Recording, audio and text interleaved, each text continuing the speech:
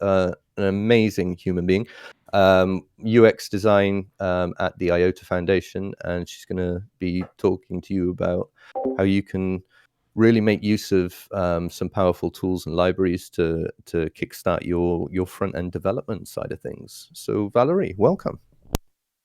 Hello, everyone. Okay, I'm going to share my screen. Oh, okay. Sorry, I have to accept the settings. I prepared everything yesterday, like camera, audio, but I forgot settings. Oh. Okay, so Valerie interrupt. Just a little note as well. If we could mute while Valerie's talking as well, that would be really nice. Thanks.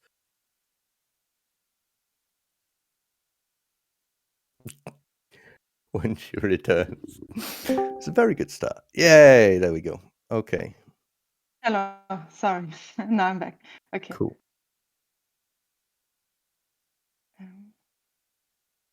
Where can't I see the presentation? I'm sorry, I don't see. Oh, here.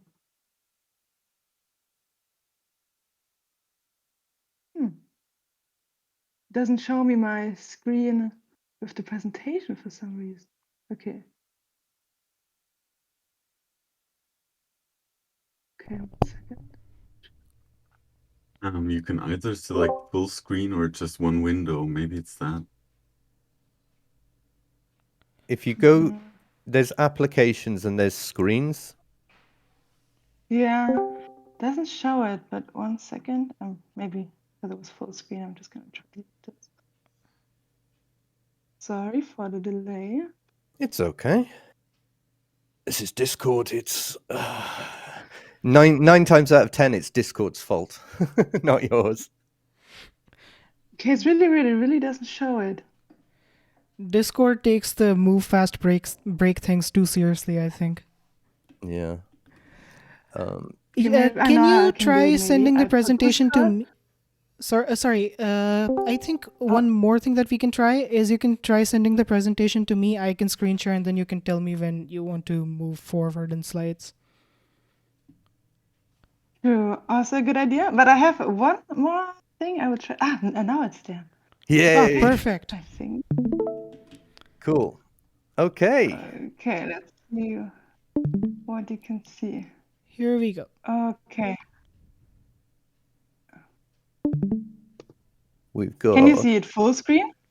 But you lost it now. Docs.google.com. Docs.google.com. We've got the browser header. There we go. But okay. Yeah. Oh, sorry. So okay, then I should go full screen again. Just. Okay, just 1 second. Then I'm not gonna do it full screen. Just do that one. Then it should work. Yeah, because now it worked, but when I tried to do the presentation full screen, I lost it again. It's okay. Okay.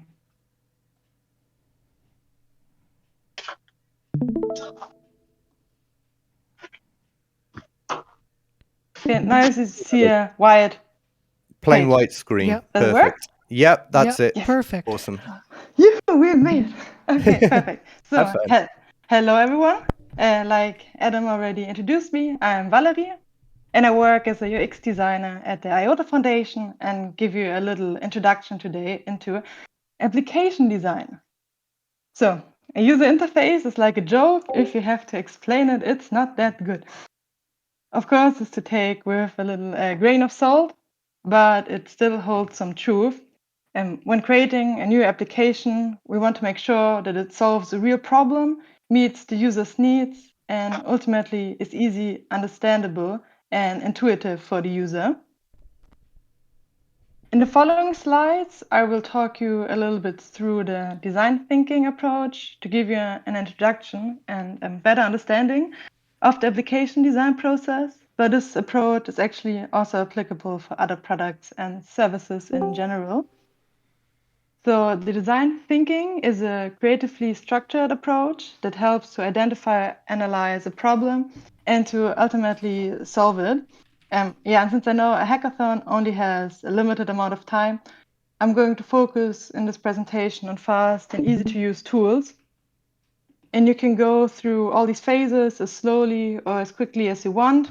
Depending if your focus lays on concept or technical development.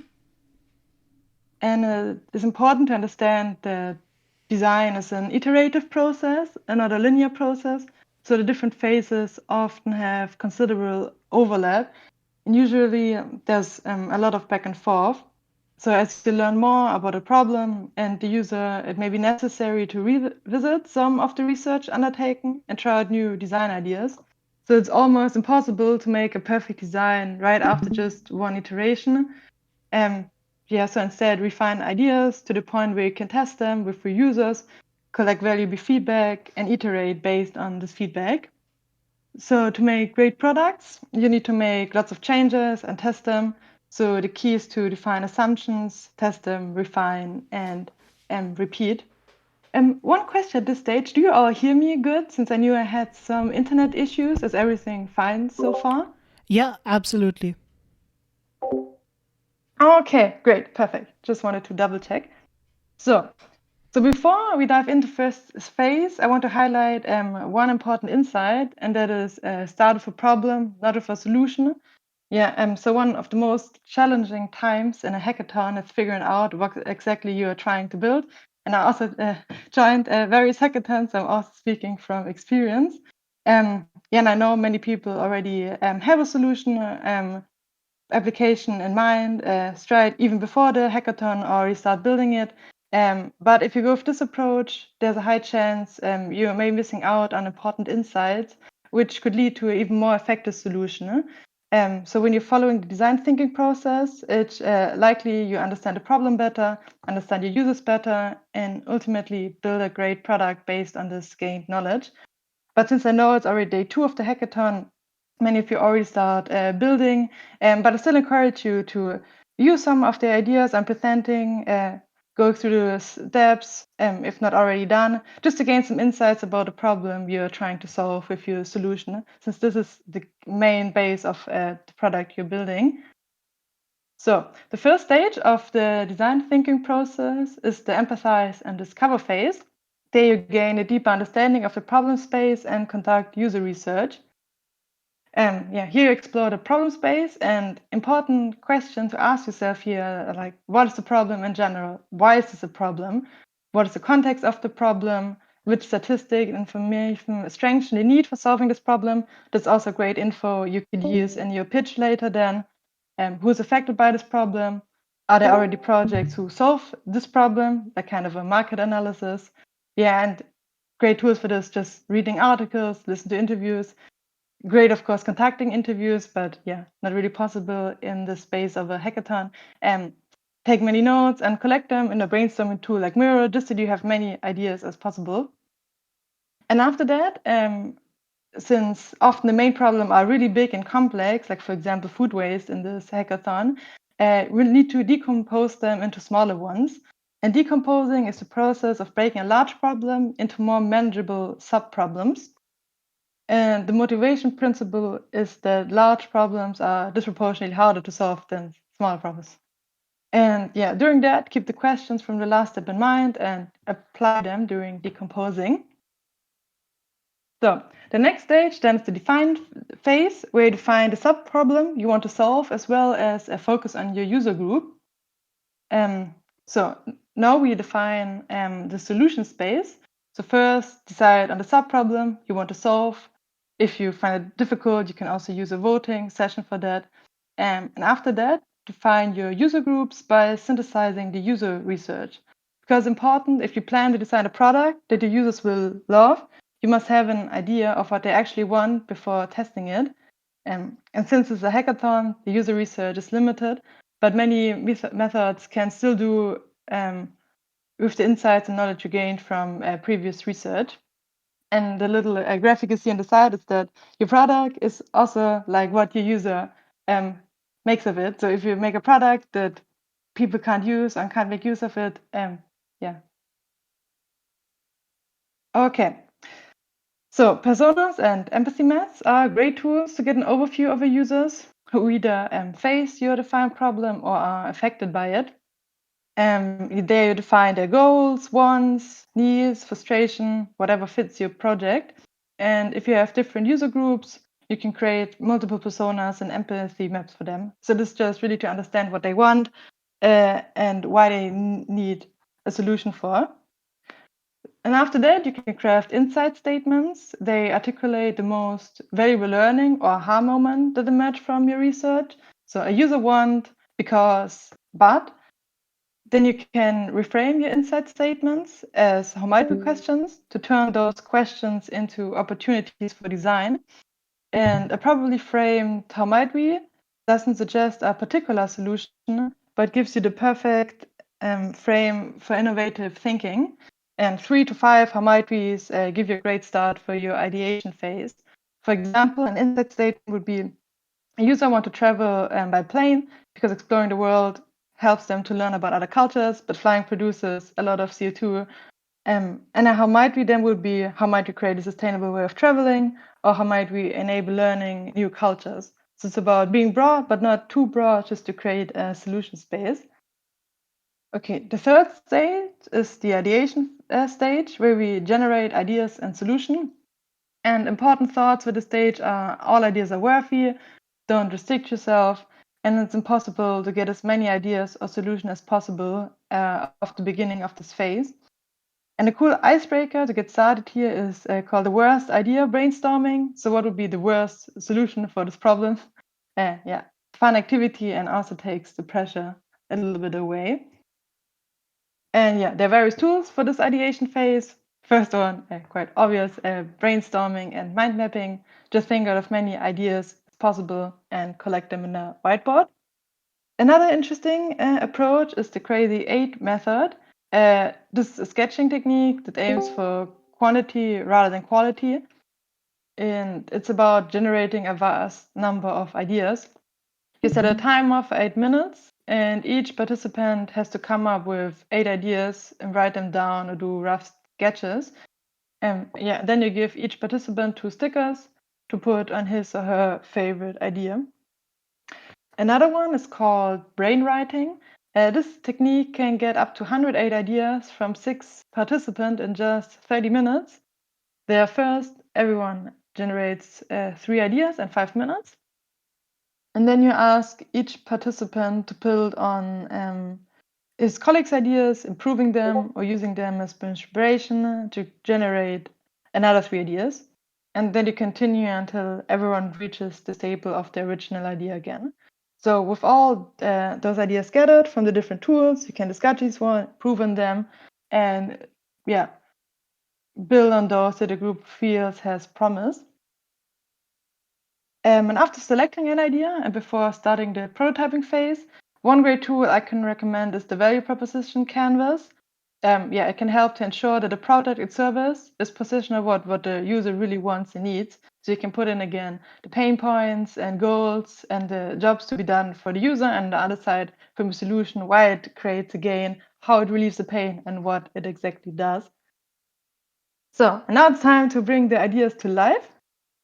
To get an idea on how you want to start your prototype, user stories are a great tool to define the scope of your prototype and especially also define an MVP.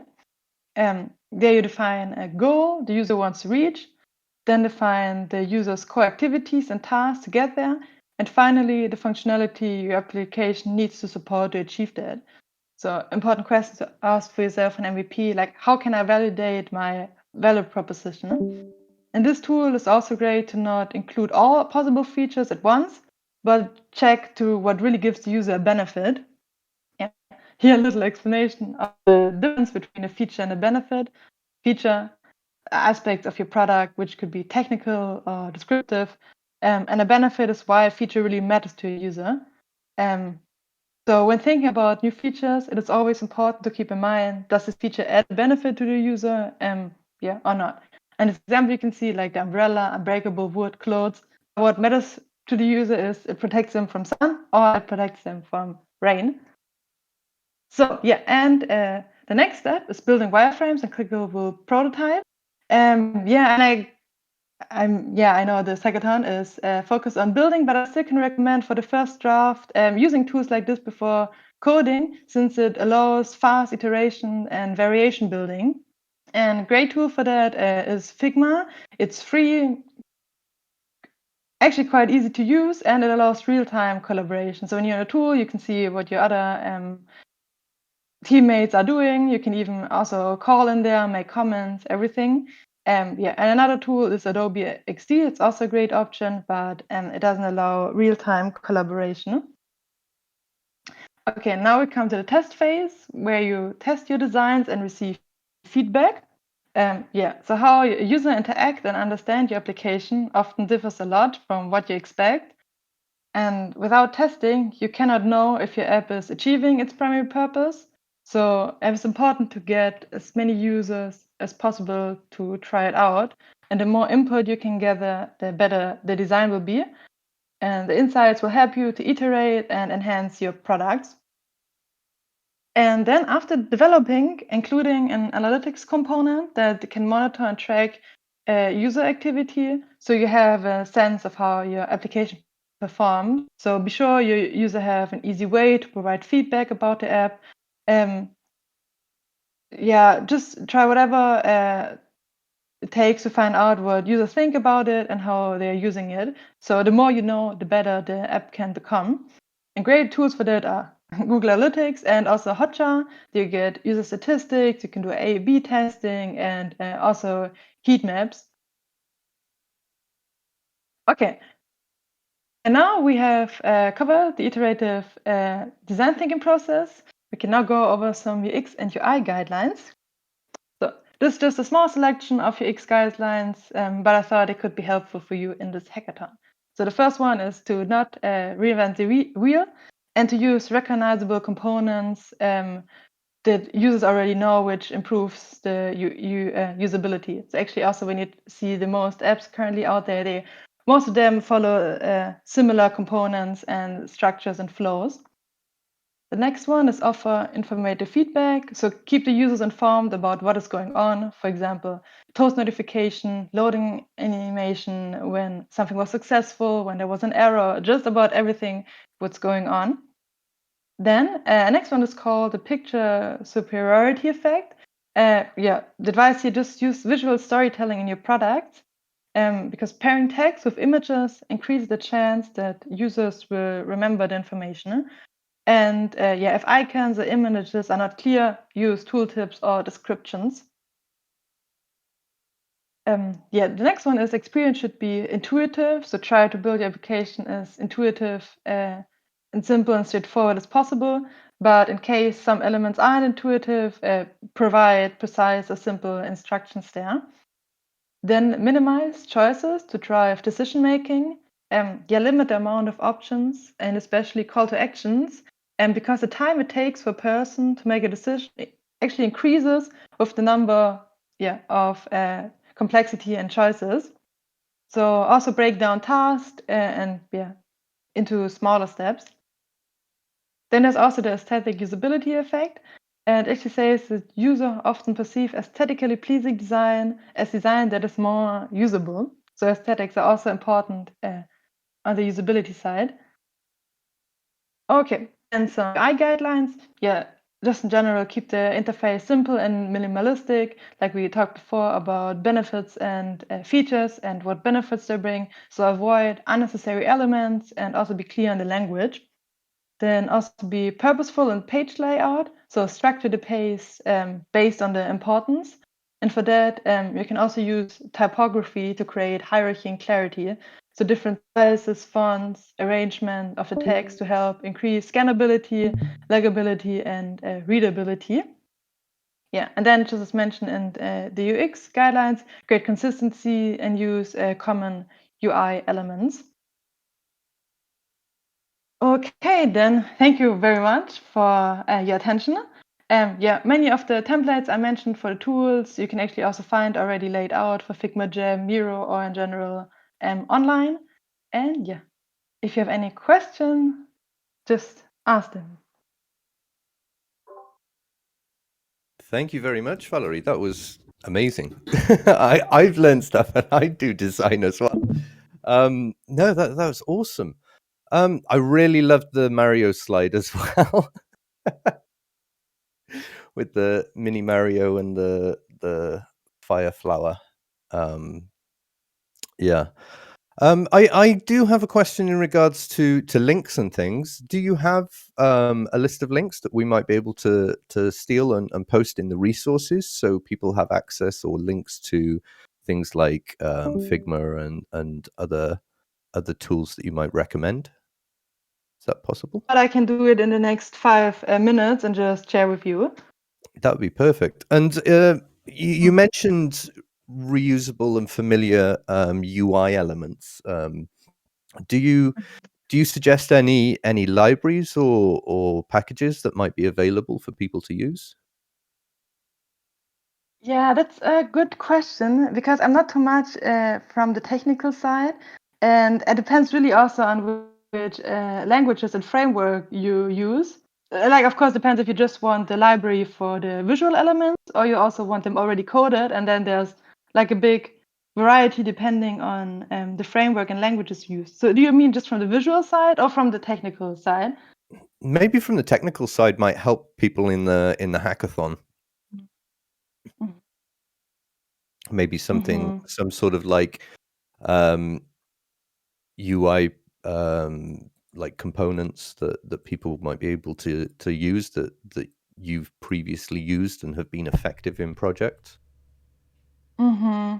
So you mean maybe for the libraries like, yeah, what do you think is the most common one people use in the hackathon, like React or? Maybe like Material UI or something like that, like these sorts of libraries. Ah, okay. Meryl, what are your thoughts? Okay, yeah. You just unmuted. No, I was just thinking that, like, for React, like Material UI and Bootstrap, do you have any sort of recommendations there in terms of visual themes which are provided? For example, Google provides Material UI, and I'm not sure if there's one by Apple or something, but like just out of curiosity, do you have any preferences there? Yeah, it's a good question.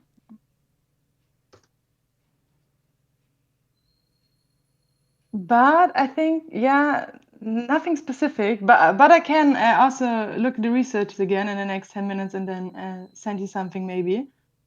We're making you work hard. No, it's fine.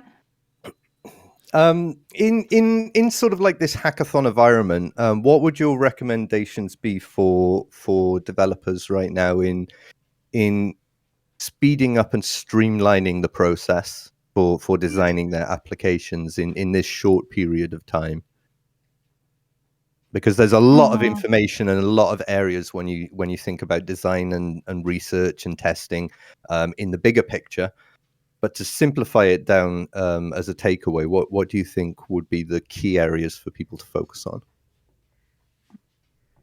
Yeah, I think it's tricky in hackathons because I know people are here mostly like for the technical side and they want to implement stuff. But like I tried to also mention in my presentation, it's also really important to really find a core problem, really define the user groups and what they really need and want, which is kind of actually impossible to do everything, all of that in one weekend. So of course, I understand you need to focus there. But I actually think, yeah, it's important to find a sweet spot between doing really define the user groups, the ones need to really know you have a meaningful application for a real user group who really like have a need for solving this problem, and then the technical side to prove with an MVP that this is possible. But I think my advice here maybe would be like, yeah, not get lost in feature development, but finding a sweet spot between like proving that this is an important product, important solution with a real user group who have a need for that, and yeah, the development of proving that it's possible that this that you're able to implement and build that. No, that's awesome. Yeah, I think you said it there. Don't focus on feature rich. Just go for the simple MVP solution and the problem, the solution, and solve that. That's what you want to be focusing on. Awesome. Did anybody have any questions?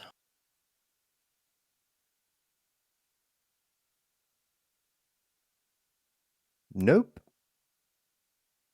Amazing. Well, Valerie, thank you so much for taking the time out. I know it's Saturday morning and everything, but yeah, it's been an amazing insight. And like I said, like even though I work in design, there's always something new to learn. So yeah, really appreciate that. Thank you. Perfect. Thank you very much. You're welcome. So there you go, everybody.